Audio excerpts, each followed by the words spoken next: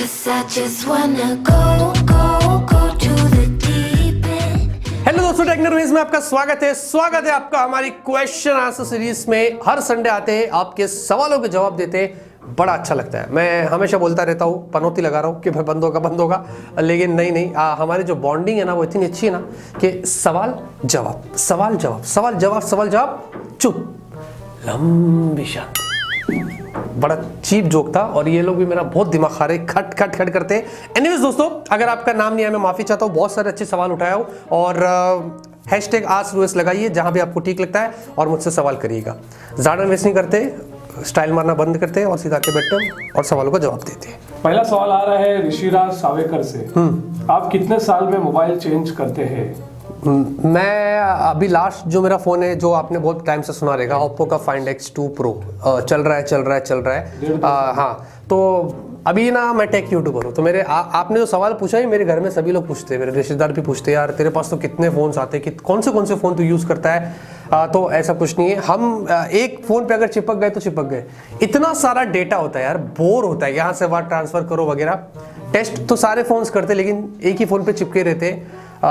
ये तो फिलहाल के लिए मेरी बात है, मुझे दूसरों का यूट्यूबर्स का नहीं पता। वरना हर महीने चेंज करते रहेंगे। हाँ, वरना तो फिर तो नहीं होता तो। आकाश चटर्जी, 5G इंडिया में 2022 में आएगा तो पैक का प्राइस कितना महंगा होगा? ये लोग आज छोड़ेगा नहीं हमारा पीछा। देखिए, 2022 के अंदर अर्ली 2022 की बात हो रही है आने के लिए, या मिड तक भी हो सकता है। और जब नया आएगा तो मुझे नहीं लगता है कि आपको इतना सस्ता मिलेगा, महंगा ही होगा। मे बी 1000-2000 से महीने का पैक शुरू हो, और क्योंकि ऑब्वियसली 4G से 10 गुना ज़्यादा फास्ट आपको 5G मिलता है। और मैं अभी क्या बताऊँ उसके बारे में, कोई पक्की डेट नहीं। 2021 की बात, पहले तो 2020 की बात हुई, फिर 2021 की बात हुई, अब 2022 पे चला गया। मेरा हथौड़ा ना, मैं सोच रहा मैं इसके सर पे मारेगा।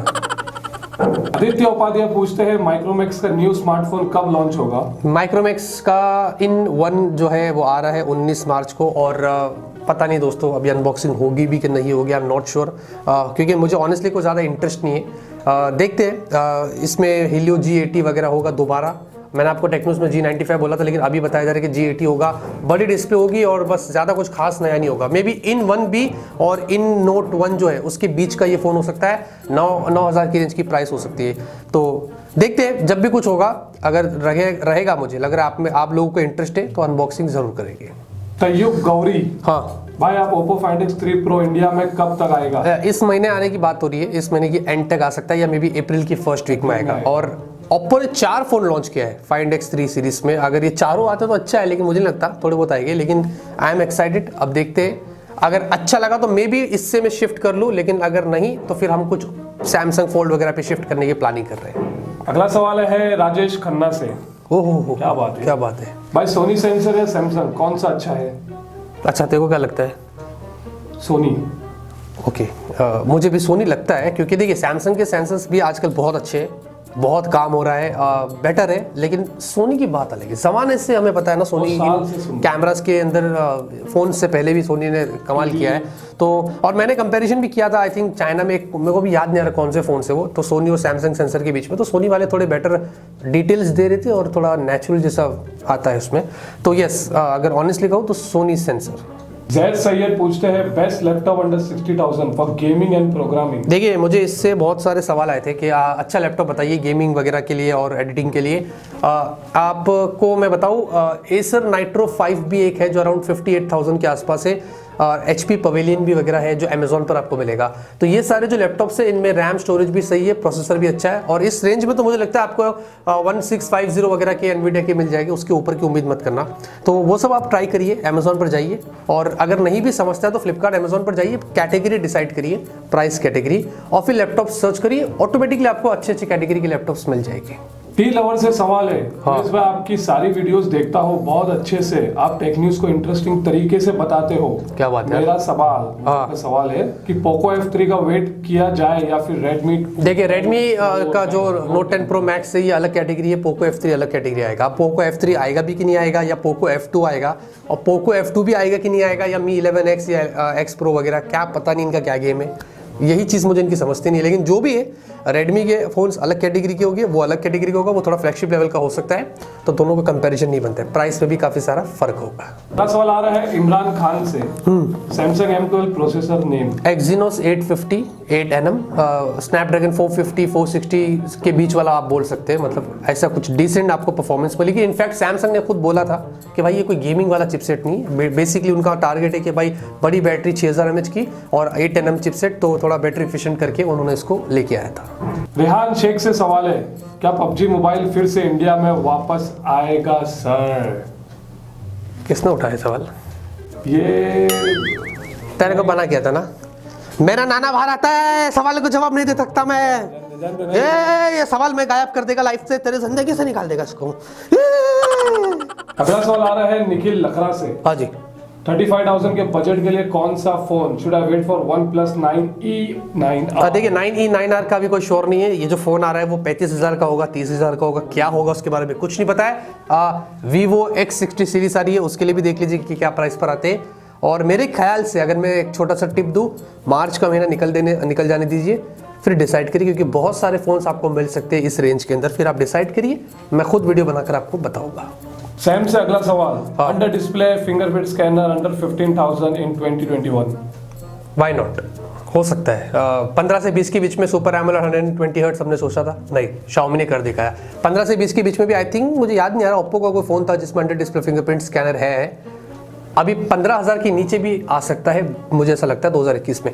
क्या पता Realme 8 सीरीज जो आ रही है इन सब में AMOLED under display fingerprint scanner हो और वो 115,000 से शुरुआत हो सकता है, इसके बारे में श्योरिटी नहीं। लेकिन देखिए जैसे जैसे टेक्नोलॉजी इतनी एडवांस हो रही है ना, तो वो आपको प्रोवाइड कर रही है वो सारे फीचर्स अच्छे प्राइस पर। और मुझे लगता है कि इस साल ही 2021 में आपको ऐसी भी टेक्नोलॉजी कम प्राइस पर देखने को मिल सकती है। अगला सवाल आ रहा है नफीस से, OnePlus Buds Z और Realme Buds Z2, which will you recommend? देखिए यार, ऑनेस्टली कहूँ मैंने दोनों यूज़ किया हो, लेकिन अगर दिल से कहूँ तो प्राइस के हिसाब से Realme Buds Z2 कमाल का है। मतलब उन्होंने बहुत सारे फीचर्स दिया है और एक्चुअली में इस बार दिखने में भी वो थोड़ा ब्यूटीफुल है, शानदार है। तो मैं इन दोनों में से Realme Buds Z2 बोलता हूँ और वही आप जाके परचेस करिए, ऑनेस्टली आपको बड़ा मजा आएगा। अगला सवाल आ रहा है एक्रेन ट्यूनी से, When are the reviews of Redmi Note 10 series coming? Redmi Note 10 series reviews ने वो तो FAQs जैसा था, लेकिन अभी हम पूरा और टेस्ट करेंगे और लॉन्ग टर्म रिव्यू, या फिर ऐसा करते हैं डे विथ Redmi Note 10 या Note 10 Pro वगैरह पूरा दिन यूज़ करेंगे। लेकिन अभी मुझे मेन इंटरेस्ट है Redmi Note 10 Pro, मुझे उसकी अनबॉक्सिंग करनी है, इसकी बात देखते हैं। देवा मलिया नाथ से क्वेश्चन है, expected price of Realme 8 series, इस बार तो पिक कर लो रुएज। देखिए नॉट श्योर दोस्त, अभी मैं क्या बताऊँ, जब वो लोग बार बार Redmi से कम्पीट करने के लिए बोल रहे हैं और बहुत सारी बातें कर दी है, तो मुझे लगता है शायद ये भी फोन्स जो है वो 15,000 से स्टार्ट होगी और मे बी 20,000 की रेंज की होगी, या 15,000 के नीचे भी Realme 8 हो सकता है और Realme 8 Pro ऑब्वियसली उसके ऊपर जाएगा 20,000 तक 108 मेगापिक्सल कैमरे के साथ में। तो ऐसी कुछ लग रहा है, यही प्राइस एक्सपेक्ट करिए, बाकी तो 24 तारीख को आपको पता चलेगा। अगला सवाल आ रहा है अभिषेक थोराट से, we want to purchase a flagship phone for my dad, which will be the best Galaxy S21 और OnePlus 8T, requirement brand value. अच्छा ब्रांड वैल्यू, तो फिर ऑब्वियसली Samsung Galaxy S21, और वैसे भी फोन ये बहुत अच्छा है, फास्ट है, कैमरा सुपर और कॉम्पैक्ट भी है, तो आपके डैडी को भी इतना बड़ा बड़ा ऐसा जेब में रहेगा नहीं, सही रहेगा। और OnePlus 8T तो ऑब्वियसली बढ़िया ही फोन है, मैंने तो बोला भी था, आई थिंक बेस्ट उसको वो दिया था मैंने, फ्लैगशिप समथिंग का। S21 बेटर है मतलब। हाँ, तो अभी अगर ब्रांड वैल्यू की बात आ रही है तो जोड़कर S21 जो है वो आपके डैडी के लिए सही रहेगा। स्वास्थ्य दीप माझी, आप दिन भर खाते क्या हो? Please pick my question. खाना जो आप खाते हैं हम भी वही खाते हैं, मैं वेज नॉन वेज दोनों खाता हूँ। सुबह नाश्ते करते हैं 10:30 बजे के आसपास, उसके बाद फिर लंच थोड़ा लेट हो जाता है, काम बहुत होता है, तो 3:30-4 बजे, और फिर उसके बाद 9-10 बजे के आसपास हम लोग खाना खाते हैं। बीच में कभी चाय पीने चला जाता हूँ 6-7 बजे ऊपर मम्मी के पास, अभी वाइफ तो है नहीं तो कभी यहीं पी लेता था। तो हाँ, यही हमारा रूटीन है, कुछ खास नहीं, बोरिंग सा है। और संडे कभी बाहर गए घूमने तो दोस्त के साथ या कभी फैमिली के साथ, बस। अगला सवाल आ रहा है नजीर सुल्तान से, best overall phone amount, Mi 10i, Redmi Note 10 Pro Max, Realme X7, Samsung Galaxy F62। बड़ा डिफिकल्ट सवाल है दोस्त, आपने सारे के सारे फ़ोन्स जो है वो बहुत अच्छे। Mi 10i 5G है, Realme X7 5G, तो अगर 5G तो ये दोनों फ़ोन बहुत अच्छे हैं। 5G नहीं तो मैं Redmi Note 10 Pro Max पहले बोलूँगा और बाद में F62 बोलूँगा। और सैमसंग में एक चीज़ ये जोड़ूंगा कि सॉफ्टवेयर सिक्योरिटी सब क्लीन रहता है और ब्रांड वैल्यू है, तो वो वहाँ पर थोड़ा उसको एडवांटेज है। दूसरा सवाल है, इस super AMOLED of Redmi Note 10 Pro Max same है? नहीं सेम, देखिए सैमसंग का है ये, उन्होंने नहीं बताया, लेकिन क्वालिटी जो है वो बहुत अच्छी है। अभी उन्होंने ये डिस्क्लोज नहीं किया, लेकिन मैंने FAQs में आपको क्लियर बताया था, तो वो वीडियो आप जरूर से देखना। अगला सवाल आ रहा है हार्दिक सोनी से। I am big fan, my question is, me Redmi Note 10 Pro लेने का सोच रहा हूँ और ये मुझे लाइफ टाइम तक के लिए लेना है, तो 4G फ्यूचर में रहेगा या 5G ही होगा? 4G रहेगा भाई, 4G ऐसा 5 से लेकर 10 साल तक ऐसा मुझे लगता नहीं कि 4G को लोग बंद करेंगे, नहीं करेंगे भाई। अभी भी मतलब करोड़ों लोग 4G का इस्तेमाल करें और अभी सबके पास इतने पैसे नहीं कि सीधा 5G पे चले जाए, तो लंबे समय तक चलेगा। और फ्यूचर में क्या पता आपको नौबत आ जाए फ़ोन चेंज करने की, 5 साल यूज़ कर लिया या 6 साल यूज़ कर लिया फिर आप चेंज करिए, ऐसा कुछ भी नहीं है। तो ऐसा डरिए मत कि 5G ही लूँ तो मैं सिक्योर हूँ, नहीं, 4G भी ले, लोग लेते और अच्छी प्राइस पर मिलता है, तो उसमें क्या बुरा है। आखिरी जो सवाल है वो एक्चुअली सवाल नहीं बल्कि ऋत्विक संतरा जी ने हमें बहुत सारे फीडबैक्स दिए हैं और फुल रिव्यूज़ के लिए उन्होंने बताया कि भाई हैप्टिक्स के बारे में बताइए, रैम मैनेजमेंट लॉन्ग टर्म के लिए बताइए, फिंगरप्रिंट जो है ऐसे गीले हाथ करके वो बताइए, ईयरपीस क्वालिटी इन ट्रैफिक कैसे होता है बाहर गए तो, और how many years of security patch and major update. तो ये उन्होंने बहुत बार पूछा है, बोला है, सजेशन दिया है, तो बहुत बहुत शुक्रिया। मैं बहुत खुश होता हूँ जब मुझे लोग ऐसे सजेशंस देते हैं, क्योंकि इससे हमारे ही वीडियो में इंप्रूवमेंट्स होगी और आपको भी और डिटेल्स मिलेगी, तो आप भी खुश होगे। तो ऐसे सजेशंस देते रहिए दोस्तों, मुझे बहुत अच्छा लगता है।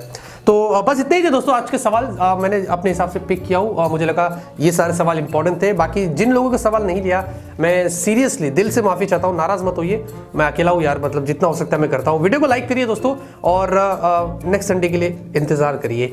तब तक के लिए ऑलवेज कीप स्माइलिंग।